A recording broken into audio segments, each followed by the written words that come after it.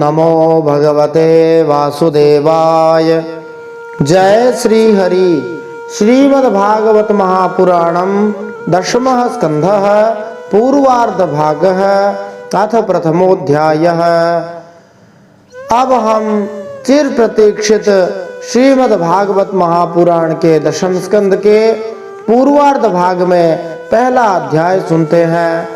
इस पूरे दशम स्कंद में पूर्ण पुरुषोत्तम भगवान श्री कृष्ण की अद्भुत लीलाएं हमें सुनने को मिलेंगी। आज के इस दशम स्कंद के पूर्वार्ध के प्रथम अध्याय में श्री भगवान के द्वारा पृथ्वी को आश्वासन, वसुदेव देवकी का विवाह और कंस के द्वारा देवकी के 6 पुत्रों की हत्या, इसका श्रवण करेंगे। श्री गणेशाय नमः, श्री सरस्वत्यै नमः, श्री गुरवे नमः, श्री पुराण पुरुषोत्तमाय नमः। पिछले 9वें स्कंद के अंतिम 24वें अध्याय में विदर्भ के वंश का वर्णन सुनते हुए हमने जाना, इन्हीं विदर्भ राजा के वंश में चेदी नाम के एक राजा हुए थे। उन्हीं के बेटे शिशुपाल थे, जिसका वध भगवान श्री कृष्ण ने राजसूय यज्ञ में किया था। इन्हीं के वंश में आगे जाकर वृष्णि नामक राजा हुए, जिनके कारण भगवान श्री कृष्ण ने वार्ष्णेय नाम धारण किया था। इन्हीं वृष्णि के वंश में निम्न के बेटे हुए सत्राजित और प्रसेनजित। इन दोनों का संबंध स्यमंतक मणि की कथा से जुड़ा हुआ है, जिसकी कथा हम श्रीमद् भागवत महापुराण के दशम स्कंद के 56 और 57वें अध्याय में सुनेंगे। सत्य के पुत्र थे युयुधान, इन्हीं को सत्यकी कहा जाता है। इनका वर्णन श्रीमद् भगवत गीता में भी हुआ है। वृष्णि के 2 पुत्र हुए श्वफल्क, इन्हीं श्वफल्क के पुत्र थे अक्रूर जी, जो महाभागवत थे। आहुक के 2 बेटे हुए थे, देवक और उग्रसेन। देवक ही देवकी के पिता थे। देवक के 4 बेटे भी हुए थे। इस प्रकार हम देखते हैं, भगवान श्री कृष्ण की माता थी देवकी, भगवान श्री कृष्ण की माता देवकी के पिता थे देवक, अर्थात भगवान श्री कृष्ण के नाना हो गए देवक। भगवान श्री कृष्ण के 6 मौसियां थी, अर्थात देवकी जी की 6 बहनें थी। धृतदेवा, शांतिदेवा, उपदेवा, श्रीदेवा, देवरक्षिता और सहदेवा। भगवान श्री कृष्ण के मामा के रूप में कंस प्रसिद्ध है। फिर भी भगवान श्री कृष्ण के वास्तविक मामा अर्थात देवकी जी के 4 भाई थे। उनके नाम थे देववान, उपदेव, सुदेव और देववर्धन। भगवान श्री कृष्ण की माता देवकी के पिता थे देवक। उन देवक के एक भाई और थे, जिनका नाम था उग्रसेन। इन्हीं उग्रसेन का बेटा था कंस, इसलिए कंस भी भगवान श्री कृष्ण का मामा था, परंतु सगे मामा देववान, उपदेव, सुदेव और देववर्धन थे। कंस के 8 भाई और भी थे, सुनामा, न्यग्रोध, कंक, शंकु, सुहु, राष्ट्रपाल, सृष्टि और तुष्टिमान। कंस के 5 बहनें भी थी, वे भी एक प्रकार से भगवान श्री कृष्ण की मौसियां हो गई, जिनके नाम थे कंसा, कंसवती, कंका, शरभु और राष्ट्रपालिका। वसुदेव जी के पिता थे शूरसेन और वसुदेव जी की माता थी मारिशा। ये शूरसेन देवमीड के बेटे थे। इस प्रकार भगवान श्री कृष्ण के पिता थे वसुदेव जी और भगवान श्री कृष्ण के दादा हो गए शूरसेन। भगवान श्री कृष्ण की दादी का नाम हो गया मारिशा। देवमीड भगवान श्री कृष्ण के परदादा हो गए थे। इन्हीं वसुदेव जी के 9 भाई और भी थे। ये सब भगवान श्री कृष्ण के चाचा हो गए। देवभाग, देवश्रवा, आनक, सृंजय, श्यामक, कंक, शमीक, वत्सक और वृक, ये सब भगवान श्री कृष्ण के चाचा थे। वसुदेव जी के जन्म के समय देवताओं ने नगाड़े बजाए थे और बड़े प्रसन्न हुए थे, इसीलिए वसुदेव जी का एक नाम आनक दुंदुभी हो गया। आनक का अर्थ नगाड़ा और नौबत होता है, अथवा इसको पखावज, मृदंग, ढोल आदि भी कहते हैं। ये वसुदेव जी ही भगवान श्री कृष्ण के पिता हुए थे। देवता लोग जानते थे कि भगवान श्री कृष्ण इन्हीं वसुदेव जी के यहाँ जन्म लेंगे, इसलिए उन्होंने दुंदुभियां बजाई थी। इसलिए वसुदेव जी का एक नाम आनक दुंदुभी प्रसिद्ध था। वसुदेव जी के 5 बहनें थी, जो भगवान श्री कृष्ण की बुआ थी, जिसमें पृथा, कुंती सबसे बड़ी थी। इनके अलावा श्रुतदेवा, श्रुतकीर्ति, श्रुतश्रवा और राजादि देवी थी। वसुदेव जी के पिता माने भगवान श्री कृष्ण के दादा शूरसेन जी के एक मित्र थे जिनका नाम था कुंती भोज। उनके कोई संतान नहीं थी, इसलिए शूरसेन जी ने पृथा को अर्थात पांडवों की माता को उन्हें गोद में दे दिया था। इस प्रकार पृथा यद्यपि शूरसेन की बेटी थी परंतु कुंती भोज के यहाँ पली बड़ी थी, इसलिए उनका नाम कुंती हो गया था। पृथा ने दुर्वासा ऋषि को प्रसन्न करके उनसे देवताओं को बुलाने की विद्या प्राप्त कर ली थी। एक दिन उस विद्या के प्रभाव की परीक्षा के लिए पृथा ने परम पवित्र भगवान सूर्य को बुला लिया। उसी समय भगवान सूर्य वहां आ पहुंचे। उन्हें देखकर कुंती डर गई। कुंती ने भगवान सूर्य से कहा, मुझे क्षमा कीजिए, मैंने तो परीक्षा के लिए इस विद्या का प्रयोग किया था, अब आप पधार सकते हैं। इस प्रकार हम देखते हैं कि हमें भगवान की परीक्षा कभी नहीं करनी चाहिए। सूर्य देव ने कहा, मेरा दर्शन निष्फल नहीं हो सकता, इसलिए अब तुम्हें एक संतान दूंगा, परंतु साथ में यह भी वरदान दे दिया कि तुम कुमारी ही रहोगी, तुम्हारा कौमार्य भंग नहीं होगा। उस समय यदि किसी लड़की को विवाह से पहले संतान उत्पन्न हो जाती थी, उसका विवाह नहीं हुआ करता था।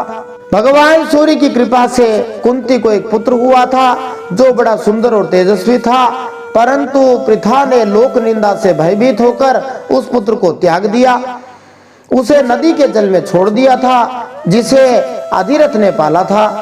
कुछ लोग कुंती को कर्ण को त्यागने के कारण दोषी बताते हैं, परंतु यदि कोई कुंती के स्तर पर जाकर कुंती की विवशता को समझने का प्रयास करे तो वह पाएगा कि कुंती निर्दोष थी। उसी कुंती अर्थात पृथा का विवाह पांडु महाराज से हुआ था जो परीक्षित महाराज के परदादा थे।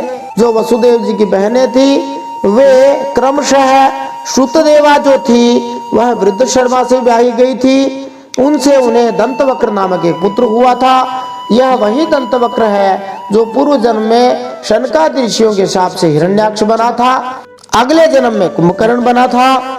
बहुत सारे लोग ऐसा समझते हैं कि जय और विजय तीसरे जन्म में कंस थे, जबकि कंस नहीं था। तीसरे जन्म में तो ये दंतवक्र के रूप में आए थे, एक था शिशुपाल। इस प्रकार इन दोनों की जोड़ी थी हिरण्याक्ष और हिरण्यकश्यप, रावण और कुंभकर्ण। भगवान श्री कृष्ण की दूसरी बुआ श्रुतकीर्ति थी, उनका विवाह कैकेयी देश के राजा धृष्टकेतु से हुआ था। कैकेयी देश वर्तमान में गांधार प्रदेश समझ लीजिए अथवा अफगानिस्तान समझ सकते हैं, वहां के रहने वाले थे, उनसे विवाह हुआ था। भगवान श्री कृष्ण की चौथी बुआ राजादि देवी का विवाह जयसेन से हुआ था, जिनके दो बेटे हुए थे विंद और अनुविंद, ये दोनों अवंती के राजा हुए थे। पांचवी बुआ सुदर्शवा थी जिनका विवाह चेदीराज दमघोष के साथ हुआ था। इन्हीं का बेटा था शिशुपाल जिसका भगवान श्री कृष्ण ने राजसूय यज्ञ में वध किया था। भगवान श्री कृष्ण के पिता वसुदेव जी के देवकी के अलावा और भी बहुत सारी पत्नियां थीं, जिनमें पौरवी, रोहिणी, भद्रा, मदिरा, रोचना, इला आदि अनेक थीं। इनमें जो रोहिणी थी उनके गर्भ से वसुदेव जी के बलराम जी के अलावा और भी पुत्र हुए थे, जिनके नाम गद, सारण, दुर्मद, विपुल, ध्रुव और कृत आदि अनेक हुए। भगवान श्री कृष्ण से बड़े 7 भाई थे, जिनके नाम कीर्तिमान, सुषेण, भद्रसेन, ऋजु, संवर्धन और भद्र थे। भगवान के 7वें भाई थे शेषावतार श्री बलराम जी, जो बाद में रोहिणी के गर्भ में स्थापित कर दिए गए थे और वे संकर्षण कहलाए थे। भागवत जी के अंदर भगवान श्री कृष्ण के कुल 63 भाइयों के नाम आए हैं। वसुदेव जी की पौरवी, मदिरा आदि पत्नियों से अनेक पुत्र हुए थे, वे सभी भगवान श्री कृष्ण के भाई ही हो गए। परंतु भगवान श्री कृष्ण के भाई बलराम जी के अलावा दूसरे नामों को लोग कम ही जानते हैं, परंतु उनके कुल मिला के लगभग 63 भाई थे। उनके अलावा भी बहुत सारे स्थानों पर आदि लिखा हुआ है, अर्थात सैकड़ों भाई थे। भगवान श्री कृष्ण की एक बहन भी थी जिनका नाम था सुभद्रा। इसका विवाह अर्जुन के साथ हुआ था, इन्हीं का बेटा था वीर अभिमन्यु।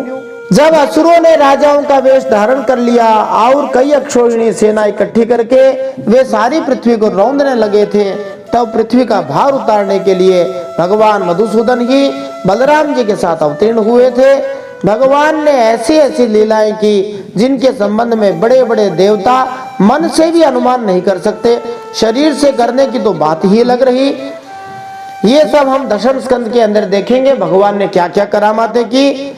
भगवान श्री कृष्ण ने पृथ्वी का भार तो उतारा ही, इसके साथ ही कलयुग में पैदा होने वाले भक्तों पर कृपा करने के लिए भगवान ने ऐसे परम पवित्र यश का विस्तार किया जिसका गान और श्रवण करने से ही उनके दुख, शोक और अज्ञान सब के सब नष्ट हो जाएंगे। भगवान की कथा और यश बड़ा सुंदर है, वह लोगों को पवित्र करने वाला साक्षात तीर्थ ही है। भगवान की कथा संतों के कानों के लिए तो साक्षात अमृत ही है। एक बार भी जो मन लगाकर श्री भगवान की कथाएं सुन लेता है उसके समस्त पापों का नाश हो जाता है और उसका मंगल ही मंगल होता है। फिर सुखदेव जी नवम स्कंद का समापन करते हुए 2 श्लोकों में भगवान श्री कृष्ण की संक्षेप में कथा सुनाते हैं। वे मानो परीक्षित महाराज का मन देखना चाह रहे थे कि परीक्षित महाराज की कैसी रुचि है। यदि परीक्षित महाराज यहीं पर संतुष्ट हो जाते कि चलो ये कथा समाप्त हुई, तो सुखदेव जी महाराज चले जाते, परंतु परीक्षित महाराज का मन भरने वाला नहीं था। अंत में सुखदेव जी महाराज भगवान श्री कृष्ण की लीला संक्षेप में 2 श्लोकों में कहते हैं। हम श्री कृष्ण कथा का सार सुनते हैं। भगवान मथुरा में वसुदेव जी के घर अवतीर्ण हुए, परंतु वहां रहे नहीं। वहां से गोकुल में नंद बाबा के घर चले गए। वहां अपना प्रयोजन जो ग्वाल, गोपी और गायों को सुखी करना था पूरा करके मथुरा वापस आ गए। व्रज में, मथुरा में, द्वारका में रहकर अनेकों शत्रुओं का भगवान ने संहार किया। बहुत सी स्त्रियों से विवाह करके हजारों पुत्र उत्पन्न किए। इसके साथ ही लोगों में अपने स्वरूप का साक्षात्कार कराने वाली अपनी वाणी स्वरूप श्रुतियों की मर्यादा स्थापित करने के लिए अनेक यज्ञों के द्वारा स्वयं अपना ही यजन किया था। कौरव पांडवों के बीच में उत्पन्न हुए आपस के कलह से भगवान श्री कृष्ण ने पृथ्वी का बहुत सा भार हल्का कर दिया तथा महाभारत के विशाल युद्ध में अपनी दृष्टि मात्र से ही राजाओं की बहुत सी अक्षोहिणियों को ध्वंस कर दिया। संसार में अर्जुन की जीत का डंका पिटवा दिया। उद्धव को आत्मतत्व का उपदेश करके श्री भगवान अपने परमधाम को सिधार गए। सुखदेव जी महाराज ने श्री कृष्णचंद्र भगवान की जय ऐसा कह के मानो संक्षेप में भागवत कथा का समापन कर दिया। परंतु परीक्षित महाराज तो उत्तम कोटि के भक्त थे। सुखदेव जी तो परीक्षित महाराज का मन ही देख रहे थे। परीक्षित महाराज तुरंत पूछ बैठे। क्या पूछ बैठे वही अब हम यहाँ देखेंगे। अब हम श्रीमद् भागवत महापुराण के 10वें स्कंद का शुभारंभ करते हुए इसमें भगवान श्री कृष्ण की अद्भुत लीलाओं को सुनेंगे। उसी 10वें स्कंद के 2 भाग किए जाते हैं, पूर्वार्ध और उत्तरार्ध। पूर्वार्ध भाग में 49 अध्याय हैं, उत्तरार्ध भाग में 41 अध्याय हैं। उसी 10वें स्कंद के पूर्वार्ध भाग के प्रथम अध्याय में भगवान के द्वारा पृथ्वी को आश्वासन, वसुदेव देवकी का विवाह और कंस के द्वारा देवकी के 6 पुत्रों की हत्या, इस प्रसंग को सुनते हुए इन प्रश्नों के उत्तर प्राप्त कर सकते हैं। 10वें स्कंद के आरंभ में परीक्षित महाराज श्री सुखदेव जी से क्या प्रश्न पूछते हैं। भवरोग की रामबाण औषधि क्या है। श्रीमद् भागवत का वक्ता कैसा होना चाहिए, यह एक महत्वपूर्ण प्रश्न है। स्वयं श्री भगवान ही मृत्यु और अमरता दोनों ही रूप में है। कैसे। भगवान की कथा के संबंध में प्रश्न करने से कौन से 3 लोग पवित्र हो जाते हैं। ब्रह्मा जी, भगवान शंकर और गौ रूप पृथ्वी भगवान श्री विष्णु के पास प्रार्थना करने क्यों गए थे। श्री भगवान से प्रार्थना किस प्रकार करनी चाहिए, यह भी एक महत्वपूर्ण प्रश्न है। समाधि अवस्था में आकाशवाणी सुनकर ब्रह्मा जी ने देवताओं से क्या कहा। मथुरा के राजा कौन थे, मथुरा की क्या विशेषता है। जब कंस वसुदेव देवकी का रथ हाँक रहा था तब आकाशवाणी ने उसे क्या चेतावनी दी। यह प्रथम अध्याय बड़ा ही महत्वपूर्ण है, विस्तार इसका ज्यादा है, इसलिए आधे प्रश्न इसी अध्याय के दूसरे भाग में हम सुनेंगे। आइए इन सब प्रश्नों के उत्तर आज के इस 10वें स्कंद का शुभ आरंभ करते हुए पूर्वार्ध भाग के प्रथम अध्याय के प्रथम भाग में श्रवण करते हैं। ओम नमो भगवते वासुदेवाय। जय श्री हरि। नारायणं नमस्कृत्य नरं चैव नरोत्तमं देवीं सरस्वतीं व्यासं ततो जयमुदीरयेत्। भगवान श्री नर नारायण को प्रणाम करते हुए, श्री गणेश जी महाराज को प्रणाम करते हुए, माता सरस्वती को प्रणाम करते हुए, श्री वेदव्यास भगवान को प्रणाम करते हुए, श्री सुखदेव जी महाराज और परीक्षित महाराज को प्रणाम करते हुए, हृदयाराध्य सबके हृदयों में विराजमान सर्वांतर्यामी भगवान श्री हरि को प्रणाम करते हुए, भगवत स्वरूप भगवान के वांग्मय अवतार श्रीमद् भागवत को प्रणाम करते हुए, अनंत कोटि सब संत महात्माओं वैष्णवों को प्रणाम करते हुए, पूर्ण पुरुषोत्तम भगवान श्री कृष्णचंद्र के चरणों में प्रणाम करते हुए, अब हम श्रीमद् भागवत महापुराण के दशम स्कंद का शुभारंभ करते हैं। दशम स्कंद 2 भागों में विभाजित है, पूर्वार्ध और उत्तरार्ध। पूर्वार्ध में 49 अध्याय हैं, उत्तरार्ध में 41 अध्याय हैं। इस प्रकार भगवान श्री कृष्ण की लीलाओं का वर्णन श्रीमद् भागवतम में 90 अध्याय के अंदर हुआ है। लगभग 7 महीने की लगातार परिश्रम के बाद हम दशम स्कंद तक पहुंचे हैं। भगवान श्री कृष्ण की कृपा से, श्री हरि की कृपा से हम भगवान श्री कृष्ण की लीलाओं का गायन करते हैं, उनका श्रवण करते हैं। श्रीमद् भागवत महापुराण के दशम स्कंद के पूर्वार्ध के प्रथम अध्याय का श्रवण करते हैं। इसमें भगवान के द्वारा पृथ्वी को आश्वासन, वसुदेव देवकी का विवाह और कंस के द्वारा देवकी के 6 पुत्रों की हत्या, इस प्रसंग का हम श्रवण करेंगे। श्रीमद् भागवत महापुराणम दशमः स्कंधः पूर्वार्धः अथ प्रथमोऽध्यायः। भगवान की लीलाओं का पूरी तरह से कोई भी गान नहीं कर सकता है। यथामति, यथा समय, यथा अवसर, यथा समझ भगवान की लीलाओं का गान सभी लोगों ने किया है। हम भी भगवान की लीलाओं का श्रवण करते हैं। भगवान श्री कृष्ण की लीलाएं 3 प्रकार की कही जाती हैं, व्रज लीला, मथुरा लीला और द्वारका लीला। इन तीनों लीलाओं में 90 अध्याय पूरे हो जाएंगे, दशम स्कंद पूरे हो जाएंगे। संक्षेप में हम दशम स्कंद का सार समझते हैं। प्रथम 4 अध्यायों में पृथ्वी का भार हटाने के लिए ब्रह्मा जी द्वारा की गई स्तुतियां हैं और पूर्ण पुरुषोत्तम भगवान के प्राकट्य का भी वर्णन है। अध्याय 5 से लेकर 39वें अध्याय तक भगवान श्री कृष्ण की वृंदावन लीलाओं का वर्णन हुआ है। 40वें अध्याय में बतलाया गया है कि भगवान श्री कृष्ण ने किस प्रकार यमुना जल का आनंद लूटा और अक्रूर जी ने किस तरह भगवान की स्तुतियां की। अध्याय 41 से 51 तक 11 अध्यायों में भगवान श्री कृष्ण की मथुरा लीलाएं और अध्याय 52 से 90 तक 39 अध्यायों में भगवान श्री कृष्ण की द्वारका लीलाएं हैं। 29 से लेकर 33वें अध्याय तक गोपियों के साथ भगवान श्री कृष्ण के नाचने का अर्थात रासलीला का वर्णन है। इसलिए इन 5 अध्यायों को रास पंचाध्यायी कहा जाता है। 47वां अध्याय भ्रमर गीता कहलाता है। ये संक्षिप्त सार हुआ। अब हम मूल कथा का श्रवण करते हैं। श्रीमद् भागवत जी के प्रत्येक श्लोक में अश्वमेध यज्ञ के बराबर शक्ति है। प्रत्येक श्लोक का श्रवण करने से महान पुण्य की प्राप्ति होती है, श्री भगवान में प्रेम प्राप्त हो जाता है और जो भी भौतिक कामनाएं होती हैं वे सभी श्री भगवान की कृपा से पूरी हो जाती हैं। आइए हम इन श्लोकों का श्रवण करते हैं। राजोवाच कथितो वंश विस्तारो भवता सोम सूर्ययोः राज्ञां चोभयवंशानां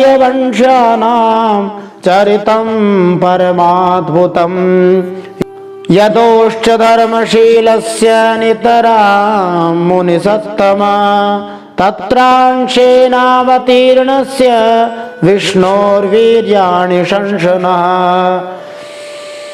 अवतीर्य यदोर्वंशे भगवान् भूतभावना कृतवान् यानि विश्वात्मा तानि नो वेद विस्तरात्। परीक्षित महाराज ने श्री सुखदेव जी से पूछा, आपने चंद्रवंश और सूर्यवंश के विस्तार तथा दोनों वंशों के राजाओं का अत्यंत अद्भुत चरित्र वर्णित किया है। हे भगवान के प्रेमी मुनिवर, आपने स्वभाव से ही धर्म प्रेमी यदुवंश का भी विस्तार से वर्णन किया। अब आप कृपा करके उसी वंश में अपने अंश श्री बलराम जी के साथ अवतीर्ण हुए भगवान श्री कृष्ण के परम पवित्र चरित्र भी सुनाइए। नवम स्कंद के अंत में 24वें अध्याय में श्री सुखदेव जी ने भगवान श्री कृष्ण की लीलाओं का सार दे दिया है। उन्होंने बतलाया कि भगवान श्री कृष्ण किस प्रकार धरती का बोझ कम करने के लिए स्वयं प्रकट हुए थे, किस तरह भगवान ने गृहस्थ लीलाएं की, किस तरह जन्म के तुरंत बाद ब्रज भूमि लीला आरंभ कर दी। परीक्षित महाराज भगवान के भक्त होने के कारण भगवान श्री कृष्ण के विषय में स्वाभाविक रूप से और ज्यादा सुनना चाह रहे थे।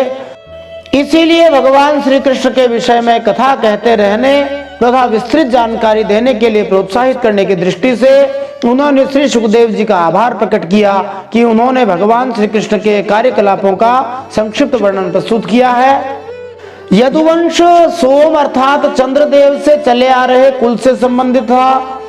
यद्यपि ग्रहों की ऐसी व्यवस्था है कि सूर्य चंद्रमा से पहले आता है, किंतु परीक्षित महाराज ने चंद्रवंश अर्थात सोम वंश को ज्यादा सम्मान दिया, क्योंकि चंद्रमा से चले आ रहे यादव वंश में भगवान श्री कृष्ण अवतीर्ण हुए थे। दूसरा भाव ये भी है कि यद्यपि सुखदेव जी ने जब वंश विस्तार सुनाया तो पहले सूर्य वंश का बताया, फिर चंद्रवंश का बताया, परंतु परीक्षित महाराज के मन में चंद्रवंश का ही ध्यान ज्यादा आ रहा है, क्योंकि इसी चंद्रवंश में भगवान श्री कृष्ण अवतीर्ण हुए थे।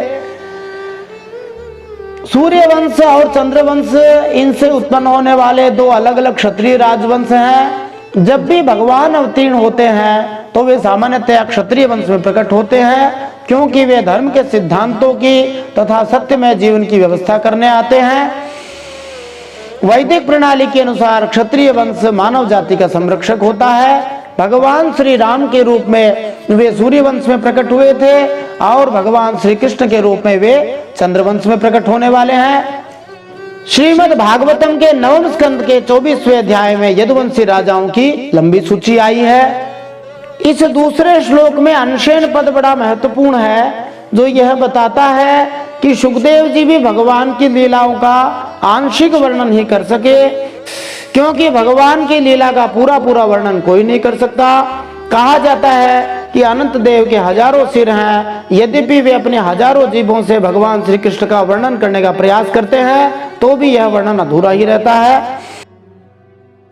फिर परीक्षित महाराज सुखदेव जी से पूछते हैं, भगवान श्री कृष्ण सभी प्राणियों के जीवनदाता एवं सर्वात्मा है। उन्होंने यदुवंश में अवतार लेकर जो जो लीलाएं की उनका विस्तार से हम लोगों को श्रवण कराइए। यदि कोई भी धर्मवेत्ता, दार्शनिक तथा सामान्य लोग भगवान की लीलाओं का केवल श्रवण भी कर लें, सुन भी लें, तो उनको मुक्ति मिल सकती है।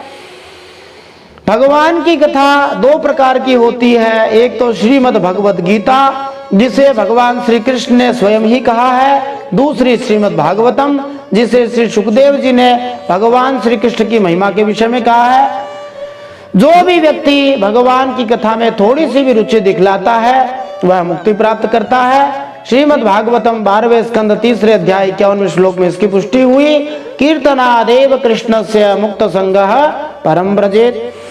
परीक्षित महाराज यहाँ 13 श्लोक तक बोल रहे हैं। पीछे 9वें स्कंद तक परीक्षित महाराज थोड़े थोड़े बोले, पर अब यहाँ पर पूरा विस्तार से भगवान की लीला सुनना चाह रहे हैं, इसलिए अपने सारे भावों को यहाँ पर प्रकट कर रहे हैं। उपजाति छंद के अंदर परीक्षित महाराज कहते हैं, निवृत्ततर्षैरुपगीयमानाद् भवौषधात् श्रोत्रमनोविरामात् कौतमाश्लोकगुणानुवादात् पुमान् विराजे तविना पशुघ्नात्। श्री परीक्षित महाराज सुखदेव जी से कहते हैं, जिनकी तृष्णा की प्यास सदा के लिए बुझ चुकी है, वे जीवन मुक्त महापुरुष जिसका पूर्ण प्रेम से अतृप्त रहकर गान किया करते हैं, मोक्ष की इच्छा रखने वाले लोगों के लिए जो भवरोग का रामबाण औषध है, तथा विषयी लोगों के लिए भी उनके कान और मन को परम आह्लाद देने वाला है, आनंद देने वाला है। भगवान श्री कृष्णचंद्र के ऐसे सुंदर, सुखद, रसीले गुणानुवाद से पशुघाती अथवा आत्मघाती मनुष्य के अलावा और ऐसा कौन होगा जो उनसे विमुख हो जाए। उससे प्रीति न करे। भारत में सामान्य लोगों के बीच यह आम प्रथा है कि बारंबार होने वाले जन्म मरण के रोग से छुटकारा पाने के लिए वे श्रीमद् भगवत गीता या श्रीमद् भागवतम से भगवान श्री कृष्ण के विषय में सुनते हैं। यद्यपि अब भारत पतित हो चुका है, किंतु यह समाचार मिलते ही कि अमुक व्यक्ति श्रीमद् भागवत पर बोलेगा, अब भी हजारों लोग सुनने के लिए इकट्ठे हो जाते हैं। किंतु यह श्लोक संकेत करता है कि श्रीमद् भगवत गीता या श्रीमद् भागवत महापुराण का ऐसा पाठ ऐसे व्यक्तियों द्वारा किया जाना चाहिए जो भौतिक इच्छाओं से पूरी तरह मुक्त हो चुके हों। निवृत्त तरशयी पद यही बता रहा है, माने जिसको पैसा नहीं लेना हो। जो पैसा लेकर कथा करता है, समझो कि उसकी कथा में उतना दम नहीं है, अथवा जो पैसे की इच्छा रखता है उसकी कथा में भी दम नहीं है।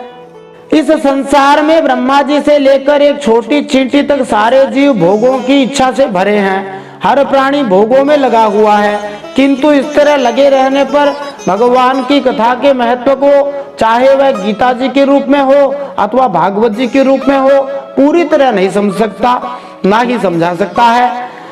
यदि हम मुक्त मनुष्यों के मुख से पूर्ण पुरुषोत्तम भगवान की महिमा के विषय में सुने तो हम इससे भवबंधन से अवश्य छूट सकते हैं। किंतु श्रीमद् भागवतम के पेशेवर वाचकों से जो पैसा लेते हैं, उनसे सुनने पर वास्तव में मुक्ति प्राप्ति में कोई सहायता नहीं मिल सकती। भगवान की कथा अतीव सरल है। श्रीमद् भगवत गीता में कहा गया है कि भगवान श्री कृष्ण पूर्ण पुरुषोत्तम परमेश्वर हैं। वे स्वयं बतलाते हैं, मत्तः परतरम नान्यत् किंचिदस्ति धनंजय, मेरे से श्रेष्ठ कोई नहीं है। केवल इतना ही जान लेने से कि भगवान पूर्ण पुरुषोत्तम है, मनुष्य मुक्त हो सकता है। किंतु इस कलयुग में लोग असली लाभ से वंचित रहते हैं, क्योंकि वे ऐसे धूर्त व्यक्तियों से श्रीमद् भगवत गीता सुनना पसंद करते हैं जो श्रीमद् भगवत गीता को यथारूप में प्रस्तुत न करके उसे अपनी इच्छा अनुसार तोड़ते मरोड़ते हैं। वर्तमान में ऐसे एक बाबा हैं जो गीता जी के उल्टे सुलटे अर्थ लगाते हैं।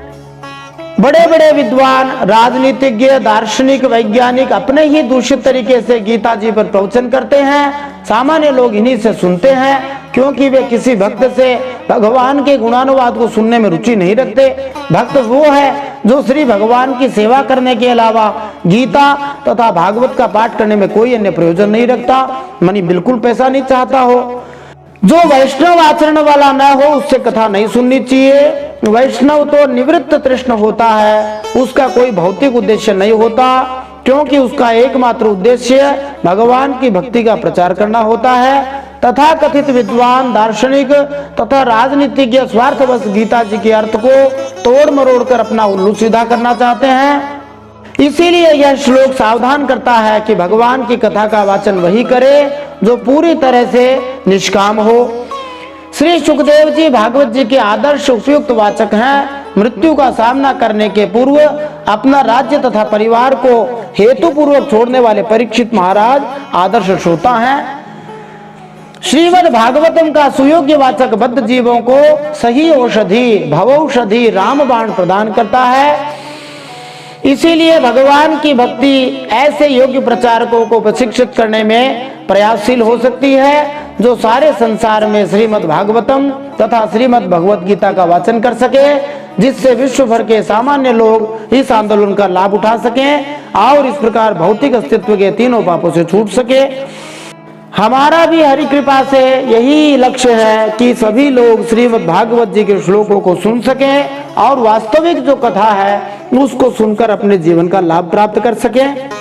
वर्तमान में कथाएं तो खूब हो रही हैं, परंतु मूल श्लोक, मूल अर्थ, मूल भाव धीरे धीरे छुपता जा रहा है। केवल नाचना, गाना, बजाना, तरह तरह के चुटकुले सुनाकर यजमान को, श्रोताओं को प्रसन्न करना ही भागवत कथा नहीं है। भागवत कथा बड़ी ही गूढ़ है, साथ में आनंद देने वाली भी है। गीता और भागवत के वर्णन इतने मनोहारी हैं कि वास्तविक भौतिक अस्तित्व के तीनों तापों से तप्त प्रायः प्रत्येक व्यक्ति इन ग्रंथों से श्री भगवान की महिमा को सुनना चाहेगा और मुक्ति के मार्ग में लाभ उठाना चाहेगा। किंतु दो प्रकार के लोग कभी भी गीता भागवत के संदेश को सुनने में रुचि नहीं लेंगे। एक तो वे जो आत्महत्या करने पर तुले हैं, दूसरे वे जो अपने स्वाद के लिए गायों तथा अन्य पशुओं का वध करने पर तुले हैं। यद्यपि ऐसे लोग भागवत सप्ताह के समय भागवतम सुनने का दिखावा जरूर करते हैं, किंतु ये कर्मयोगियों की दूसरी सृष्टि है जिन्हें ऐसे कृत्य से कोई लाभ नहीं मिल सकता। इस संबंध में पशुपनाथ शब्द परीक्षित महाराज प्रयोग करते हैं, जो महत्वपूर्ण है, जिसका अर्थ है कसाई। भला कसाईयों को भगवान की भक्ति में कैसे रुचि हो सकती है जब उन्हें भौतिक आकर्षण मिला रहता है। जो भगवान की भक्ति में नहीं रमता है, इस तरह जो श्री भगवान की सेवा में अपने आप को नहीं लगाता, वह भी पशुगुण है, क्योंकि वह जानबूझकर विष पीता है। ऐसे व्यक्ति को भगवान की कथा में कोई रुचि नहीं होती, क्योंकि उसे तो भोगों की लालसा ही रहती है, इसलिए वह निवृत्त तृष्ण नहीं होता। भगवान की कथा के लिए वक्ता तथा श्रोता होना चाहिए, और ये दोनों श्रोता वक्ता ज्ञान निधि कथा राम के गुण इस प्रकार की भगवान की कथा में तभी रुचि ले सकेंगे जब उन्हें भौतिक कथाओं में रुचि ना हो। वास्तव में हर कोई यह देख सकता है कि जो लोग भगवान की भक्ति में लगे हैं उनमें यह प्रवृत्ति देखी जा सकती है। नहीं तो बहुत सारे लोग भौतिक कथाएं ही कहते रहते हैं, कोई कोई तो खाने पीने की बातें करते रहते हैं, कोई कोई चुटकुले सुनाते रहते हैं। जब मुक्त गुरु तथा उसके शिष्य के मध्य भगवान की कथा पर वार्ताएं होती हैं, तो अन्य लोग भी कभी कभी इन कथाओं को सुनकर लाभ लेते हैं। ये कथाएं जन्म मृत्यु के चक्कर को रोकने में रामबाण औषधि का कार्य करती हैं। बारंबार होने वाले जन्म मृत्यु का चक्र, जिससे मनुष्य को पुनः पुनः विभिन्न शरीर ग्रहण करते हैं, भवरोग कहलाता है। यदि कोई व्यक्ति बिना इच्छा के भी भगवान की कथा सुनता है, तो उसका भवरोग अर्थात जन्म मरण का रोग निश्चय ही जाता रहता है। फिर इच्छा से सुनने वाले की तो बात ही क्या है। इसलिए भगवान की कथा को भवौषधि, जन्म मृत्यु के चक्कर को रोकने की औषधि कहा गया है। पितामहा में समरे मरंजयैर देवव्रताद्या तीर्थैस्तिमिङ्गिलै दुरात्ययं कौरवसैन्यसागरं कृत्वा तरन्वात्सपदं स्मायात्लवाः। परीक्षित महाराज कहते हैं, भगवान श्री कृष्ण तो मेरे कुलदेव ही हैं। जब कुरुक्षेत्र में महाभारत युद्ध हो रहा था, देवताओं को भी जीतने वाले भीष्म पितामह आदि अतिरथियों से मेरे दादा पांडवों का युद्ध हो रहा था। उस समय कौरवों की सेना उनके लिए अपार समुद्र के समान थी, जिसमें भीष्म आदि वीर बड़े बड़े मच्छरों को निगलने वाले तिमिंगिल माने ब्लू व्हेल की मछली की तरह भय उत्पन्न कर रहे थे। परंतु मेरे स्वनाम धन्य पितामह भगवान श्री कृष्ण के चरण कमलों की नाव का आश्रय लेकर उस समुद्र को अनायास ही पार कर गए। ठीक वैसे ही जैसे कोई मार्ग में चलता हुआ स्वभाव से ही बछड़े के खुर का गड्ढा पार कर जाए। फिर परीक्षित महाराज अपनी रक्षा के प्रसंग को याद करते हुए कहते हैं, द्रौण्यास्त्र विप्लोष्टमिदं मदंगम संतान बीजं कुरु पांडवानां जुगोपकुक्षिं गतयात चक्रो मातोच मेयः शरणं गताया। परीक्षित महाराज सुखदेव जी से कहते हैं, महाराज मेरा यह शरीर जो आपके सामने है तथा जो कौरव और पांडव दोनों ही वंशों का एकमात्र सहारा था, अश्वत्थामा के ब्रह्मास्त्र से जल चुका था। उस समय मेरी माता उत्तरा जो भगवान की शरण में गई, तब उन्होंने हाथ में चक्र लेकर मेरी माता के गर्भ में प्रवेश किया और मेरी रक्षा की। कोई कोई महात्मा कहते हैं कि भगवान श्री कृष्ण सुदर्शन चक्र लेके प्रविष्ट हुए थे, और यही बात यहाँ पर परीक्षित महाराज कह रहे हैं, आत्मचक्रो। परंतु कुछ महात्मा कहते हैं कि भगवान अपनी गदा को घुमा रहे थे, लेकिन गदा भी भगवान ने इतनी तेज घुमाई कि परीक्षित महाराज को गर्भ में वह चक्र जैसी ही लगी। जो भी हो, भगवान ने परीक्षित महाराज की गर्भ में रक्षा की। वीर्याणि तस्याखिल देह भाजा मंतर बहि पुरुष काल रूपै प्रयच्छतो मृत्युमुतामृतं च माया मनुष्यस्य वदस्व विद्वन्। परीक्षित महाराज कहते हैं केवल मेरी ही बात नहीं है, वे भगवान सभी शरीरधारियों के भीतर आत्मा रूप से रहकर अमृत तत्व का दान कर रहे हैं और बाहर काल रूप से रहकर मृत्यु का दान कर रहे हैं। इसका भाव यह है कि समस्त देहधारियों के अंतःकरण में अंतर्यामी रूप से भगवान उनके जीवन के कारण है, बाहर काल रूप से स्थित हुए वे भगवान ही उनका विनाश करते हैं। इसलिए जो आत्मज्ञानी जन अंतर्दृष्टि द्वारा उन अंतर्यामी भगवान की उपासना करते हैं वे मोक्ष रूप अमर पद पाते हैं, और जो विषय परायण अज्ञानी मनुष्य बाह्य दृष्टि से विषय चिंतन में ही लगे रहते हैं वे जन्म मृत्यु रूप मृत्यु के भोगी हैं। मनुष्य के रूप में प्रतीत होना यह तो भगवान की एक लीला है। आप उन्हीं की ऐश्वर्य और माधुर्य से परिपूर्ण लीलाओं का वर्णन कीजिए। भगवान की भक्ति का आदर्श फल है अंते नारायण स्मृति ही। यदि मृत्यु के समय कोई भगवान का स्मरण कर ले तो उसका जीवन सफल माना जाता है। इसीलिए परीक्षित महाराज अपने जीवन के अंतिम दिनों में भगवान श्री कृष्ण की अनेक लीलाओं का सुनने की बुद्धिमानी कर रहे हैं। भगवान श्री कृष्ण ने महाराज परीक्षित के बाबा मनी दादाओं को कुरुक्षेत्र के युद्ध स्थल में बचाया था, और भगवान श्री कृष्ण ने स्वयं महाराज परीक्षित की उस समय रक्षा की थी जब अश्वत्थामा ने ब्रह्मास्त्र से उन पर आक्रमण किया था। पांडव परिवार के लिए भगवान श्री कृष्ण एक मित्र तथा आराध्य देव के समान थे। भगवान श्री कृष्ण का पांडवों के साथ व्यक्तिगत संपर्क होने के अलावा भगवान श्री कृष्ण सारे जीवों के परमात्मा हैं, हर एक को मुक्ति प्रदान करने वाले हैं, भले ही कोई शुद्ध भक्त हो या न हो। उदाहरणार्थ कंस बिल्कुल भक्त नहीं था, फिर भी उसे मारने के बाद भगवान श्री कृष्ण ने उसे मोक्ष प्रदान किया। श्री भगवान की भक्ति हर एक के लिए लाभप्रद है, चाहे वह शुद्ध भक्त हो या अभक्त हो। भगवान की भक्ति की यही महिमा है। यह विचार कर भला कौन ऐसा मनुष्य होगा जो भगवान के चरणों की शरण ग्रहण नहीं करेगा। इसीलिए इस श्लोक अंतिम श्लोक में भगवान श्री कृष्ण को माया मनुष्य कहा गया है, क्योंकि वे बिल्कुल मनुष्य की तरह ही आते हैं।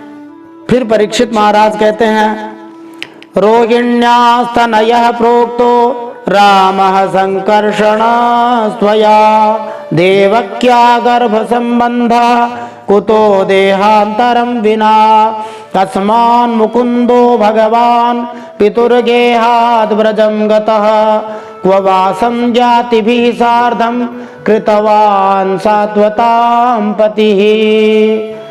परीक्षित महाराज सुखदेव जी से कहते हैं आपने अभी बतलाया था कि बलराम जी रोहिणी के पुत्र थे, इसके बाद देवकी के पुत्रों में भी आपने उनकी गणना कर दी। दूसरा शरीर धारण किए बिना दो माताओं का पुत्र होना कैसे संभव है? यह परीक्षित महाराज ने पहला प्रश्न पूछा है, जो विशेष रूप से साक्षात संकर्षण बलराम जी को समझने की ओर लक्षित है। यह प्रसिद्ध है कि बलराम जी रोहिणी के पुत्र थे, किंतु यह भी पता है कि वे देवकी के पुत्र भी थे। इसलिए परीक्षित महाराज इस रहस्य को जानना चाह रहे थे कि बलराम जी देवकी रोहिणी दोनों के ही पुत्र कैसे हो गए। फिर परीक्षित जी पूछते हैं असुरों को मुक्ति देने वाले, भक्तों को प्रेम देने वाले भगवान श्री कृष्ण अपने वात्सल्य स्नेह से भरे हुए पिता का घर छोड़कर व्रज में क्यों चले गए? यदुवंश शिरोमणि भक्तवत्सल भगवान ने नंद आदि गोप बंधुओं के साथ कहां कहां निवास किया? ये परीक्षित महाराज का दूसरा प्रश्न है, जिसमें वे भगवान श्री कृष्ण के मथुरा से गोकुल जाने के बारे में पूछते हैं। मथुरा में वसुदेव के घर में जन्म लेने के तुरंत बाद भगवान श्री कृष्ण यमुना के उस पार गोकुल गांव चले गए और थोड़े दिनों बाद अपने पिता माता तथा दूसरे संबंधियों के साथ नंदगांव वृंदावन चले गए। वृंदावन लीलाओं को सुनने के लिए परीक्षित महाराज अत्यंत उत्सुक थे। श्रीमद् भागवतम का यह संपूर्ण स्कंद वृंदावन तथा द्वारका में संपन्न लीलाओं से भरा पड़ा है। प्रथम 40 अध्यायों में भगवान श्री कृष्ण के वृंदावन के कार्यकलापों का वर्णन हुआ है। अगले 50 अध्यायों में भगवान श्री कृष्ण की द्वारका लीलाओं का वर्णन हुआ है। फिर और प्रश्न पूछते हैं व्रजे वसन किम करोन् मधुपुर्यां च केशवः भ्रातरं चावधीत् कंसं मातुरद्धा तदर्हणं देहं मानुषमाश्रित्य कतिवर्षाणि वृष्णिभिः यदुपुर्यां सहावात्सीत् पत्न्यः कत्यभवन् प्रभोः। ब्रह्मा जी और भगवान शंकर का भी शासन करने वाले भगवान ने ब्रज में तथा मधुपुरी में रहकर कौन कौन सी लीलाएं की, और सुखदेव जी महाराज हमें बताइए उन्होंने अपनी माँ के भाई मामा कंस को अपने हाथों ही क्यों मार डाला। वह मामा होने के कारण उनके द्वारा मारे जाने योग्य तो नहीं था, क्योंकि मामा का पद पिता के तुल्य होता है। मामा के संतान न होने पर भांजा ही उसकी संपत्ति का वैध उत्तराधिकारी माना जाता है। तो फिर भगवान श्री कृष्ण ने अपने माता के भाई को क्यों मारा। महाराज परीक्षित को ये बातें जानने की अत्यंत उत्सुकता थी, और परीक्षित महाराज ने पूछा, मनुष्य के आकार में सच्चिदानंदमय विग्रह प्रकट करके द्वारकापुरी में यदुवंशियों के साथ भगवान ने कितने वर्षों तक निवास किया, और उन सर्वशक्तिमान भगवान की पत्नियां कितनी थी। भगवान का स्वरूप नराकृति बताया गया है, मनुष्यों जैसा। इसी भाव को मानुषम आश्रित्य द्वारा दोहराया गया है, जो इस बात का सूचक है कि वे मनुष्य जैसा ही शरीर धारण करते हैं। सब जगह इसकी पुष्टि हुई है। तो भगवान के पत्नियों के बारे में, विवाह के बारे में परीक्षित महाराज पूछते हैं। अब और प्रश्न पूछ रहे हैं, एतदन्यच्च सर्वं मे मुने कृष्ण विचेष्टितं वक्तुमर्हसि सर्वज्ञ श्रद्धानाय विस्तृतं नैषाति दुस्सहाक्षुन्मां त्यक्तोदमपि बाधते पिबन्तं त्वन्मुखाम्भोज च्युतं हरिकथामृतम्। परीक्षित महाराज पूछते, हे मुने, मैंने भगवान श्री कृष्ण की जितनी लीलाएं पूछी हैं और जो नहीं पूछी हैं वे सब आप मुझे विस्तार से सुनाइए, क्योंकि आप सब कुछ जानते हैं और मैं बड़ी श्रद्धा के साथ उन्हें सुनना चाहता हूँ।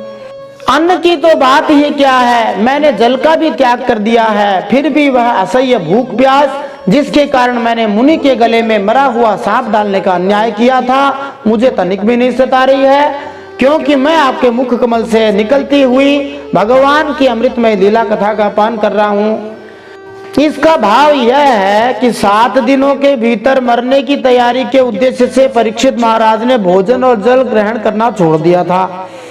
मनुष्य होने के नाते उनको भूख प्यास तो लगनी स्वाभाविक थी, इसलिए सुखदेव जी कथा बंद करना चाह रहे थे, थोड़ा विश्राम लेना चाह रहे थे, किंतु परीक्षित महाराज उपवास रखने के बाद भी थके हुए नहीं थे।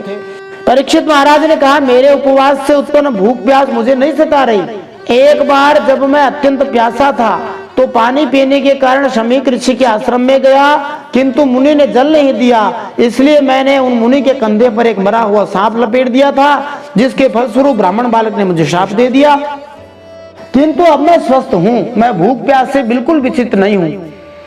इससे सूचित होता है कि यद्यपि भौतिक स्तर पर भूख प्यास बाधक बनती है, किंतु आध्यात्मिक स्तर पर थकान जैसी कोई वस्तु नहीं होती। हर जीव ब्रह्म या आध्यात्मिक आत्मा है और उसे अपने भूख प्यास बुझाने के लिए आध्यात्मिक भोजन की आवश्यकता पड़ती है, किंतु दुर्भाग्य ही कहेंगे कि संसार भगवान की कथा के अमृत से पूरी तरह से अनजान ही है। अमृत शब्द चंद्रमा का भी द्योतक है और अम्बुज का अर्थ है कमल। सुहावनी चांदनी तथा कमल की सुहावनी सुगंध मिलकर श्री सुखदेव जी के मुख से भगवान श्री कृष्ण की कथा सुनने में आनंद प्रदान कर रही थी। वर्तमान समय में सारा मानव समाज चबाया हुआ चबाने में लगा है। पुनः पुनश्चर्वित चर्वणा नाम प्रहलाद महाराज ने कहा था, लोग एक शरीर में जन्म लेकर मरने, पुनः दूसरा शरीर धारण कर फिर मृत्यु भोगने के लिए तैयार रहते हैं। इस जन्म मृत्यु के चक्र को रोकने के लिए भगवान की कथा नितांत आवश्यक है। लेकिन जब श्री सुखदेव जी जैसे स्वरूप सिद्ध व्यक्ति से भगवान की कथा नहीं सुनी जाती, तब तक सारी भौतिक थकान को दूर करने वाली श्री कृष्ण कथा के अमृत का न तो आनंद लिया जा सकता है, न ही आध्यात्मिक अस्तित्व में आनंद में जीवन भोगा जा सकता है।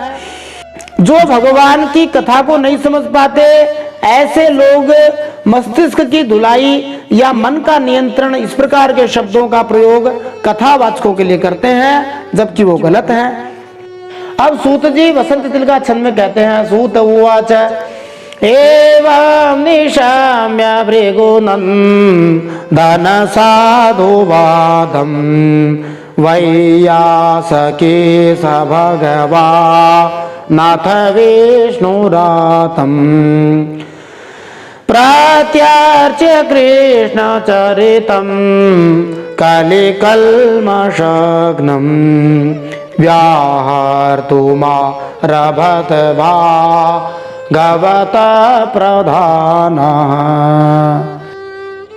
श्री सूत जी कहते हैं, शौनक जी, भगवान के प्रेमियों में अग्रगण्य एवं सर्वज्ञ श्री सुखदेव जी महाराज ने परीक्षित का ऐसा समीचीन प्रश्न सुनकर, जो संतों की सभा में भगवान की लीला के वर्णन का हेतु हुआ करता है, उन परीक्षित महाराज का अभिनंदन किया और भगवान श्री कृष्ण के उन लीलाओं का वर्णन आरंभ किया जो समस्त कलिमलों को सदा के लिए धो डालती है।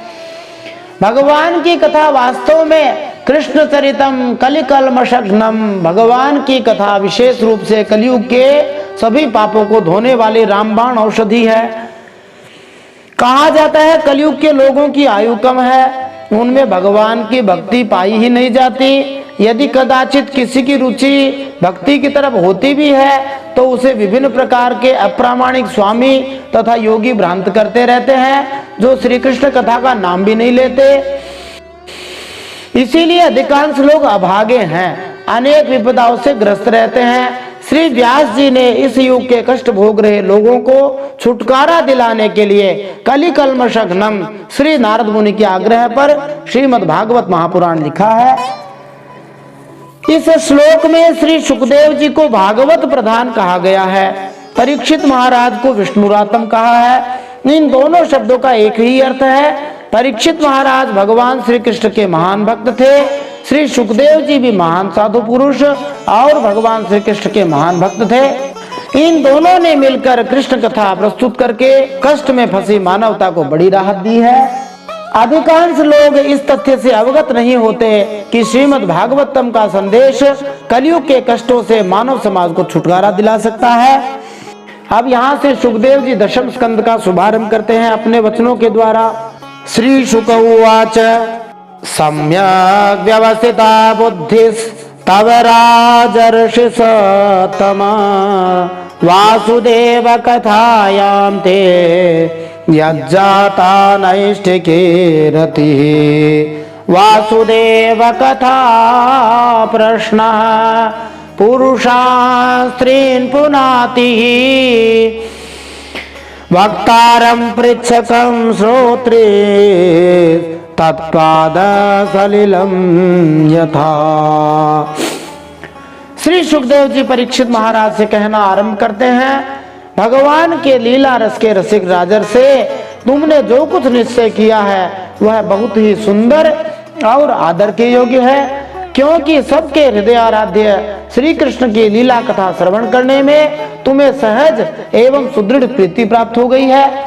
यहाँ पर परीक्षित महाराज को राजर्षि कहा है, अर्थात राजाओं के लिए भगवान की कथा अनिवार्य है। श्रीमद् भगवत गीता में भी कहा गया है, इमं राजर्षयो विदुः, चौथे अध्याय पहले श्लोक में।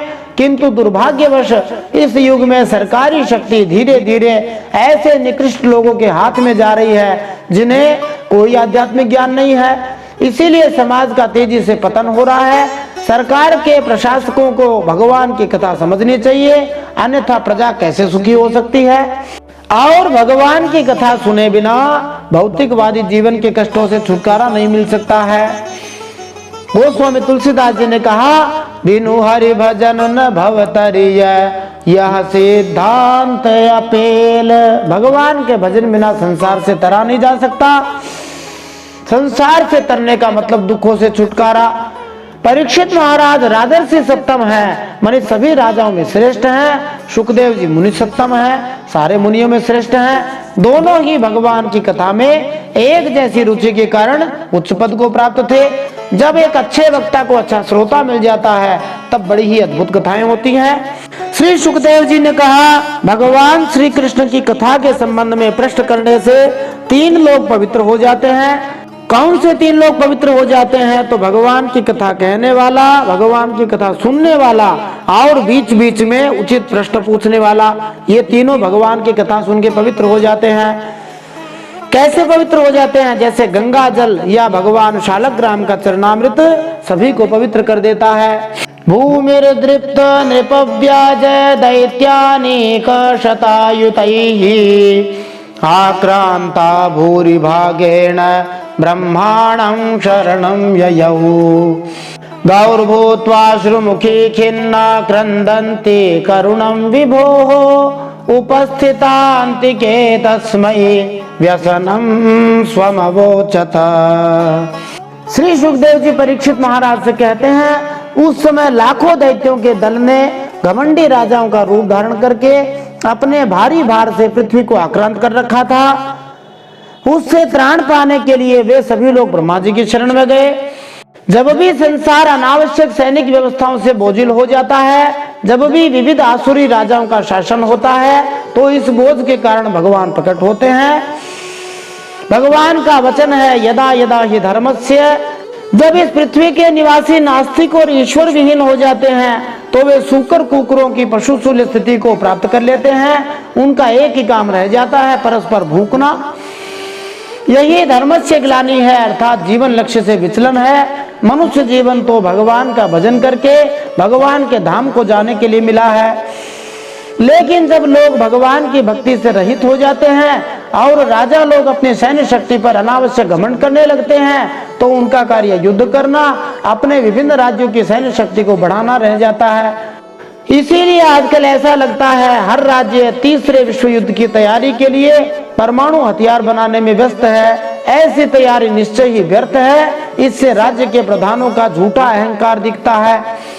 पृथ्वी ने गाय का रूप धारण करके अपने नेत्रों से आंसू बहाते हुए अपने मन को बड़ा ही खिन्न किया हुआ था। शरीर भी बहुत कमजोर हो गया था। वह बड़े करुण स्वर से रंभा रही थी। ब्रह्मा जी के पास जाकर पृथ्वी ने उन्हें अपनी पूरी कष्ट कहानी कह सुनाई। ब्रह्मा तदुपधार्याथ सह देवैस्तया सह जगाम सत्रिनयन स्थिरं क्षीरपयोनिधे तत्र गत्वा जगन्नाथं देवदेवं वृषाकपिं पुरुषं पुरुषसूक्तेन उपतस्थे समाहितः। ब्रह्मा जी ने बड़ी सहानुभूति के साथ पृथ्वी की दुख कहानी सुनी। उसके बाद ब्रह्मा जी भगवान शंकर स्वर्ग के अन्य प्रमुख देवता तथा गाय के रूप में आई हुई पृथ्वी को अपने साथ लेकर क्षीर सागर के तट पर गए थे। जब ब्रह्मा जी पृथ्वी की संकट में स्थिति को समझ गए, तो सबसे पहले वे ब्रह्मांड के अनेक कार्यों का भार संभालने वाले इंद्र तथा संहार के लिए उत्तरदायी महादेव जी के पास गए। सृजन और संहार कार्य पूर्ण पुरुषोत्तम भगवान के आदेश के अनुसार निरंतर चलता रहता है। तब माता पृथ्वी को साथ लेकर वे दूध के सागर के किनारे गए, जहां भगवान श्री विष्णु शयन करते हैं। भगवान श्री हरि सभी देवताओं के भी आराध्य देव हैं। वे अपने भक्तों की सभी अभिलाषाएं पूरी भी करते हैं, उनके कष्टों को भी नष्ट कर देते हैं। वे श्री हरि ही जगत के एकमात्र स्वामी हैं। क्षीर सागर के तट पर पहुंचकर ब्रह्मा आदि देवताओं ने पुरुष सूक्त के द्वारा उन्हीं परम पुरुष सर्वांतर्यामी भगवान की स्तुति की। स्तुति करते करते ब्रह्मा जी समाधि में स्थित हो गए। सारे देवता यथा ब्रह्मा जी, शिव जी, देवराज, इंद्र, चंद्रमा, सूर्य भगवान के अधीन हैं। देवताओं के अलावा मानव समाज में भी अनेक प्रभावशाली व्यक्ति होते हैं जो अनेक व्यापारों या प्रतिष्ठानों का अधीक्षण करते हैं, किंतु भगवान श्री विष्णु तो देवताओं के भी ईश्वर हैं, परमेश्वर हैं। वे परम पुरुष परमात्मा हैं। न तो कोई पूर्ण पुरुषोत्तम भगवान श्री विष्णु के बराबर है, न उनसे ज्यादा है। इसलिए यहाँ पर भगवान को जगन्नाथ, देवों के देव, वृषाकपि और पुरुष जैसे अनेक शब्दों से वर्णित किया गया है। भगवान श्री विष्णु की श्रेष्ठता की पुष्टि श्रीमद् भगवद गीता 10वें अध्याय 12वें श्लोक में अर्जुन के द्वारा की गई है। परम ब्रह्म परम धाम पवित्रम परमम भवान पुरुषम शाश्वतम दिव्य मादिदेव मजम विभुम। आप ही परम ब्रह्म परम धाम हो, परम पवित्र हो, आप शाश्वत पुरुष हो, आदि देव भी आप ही हो, अविनाशी अजन्मा आप ही हो।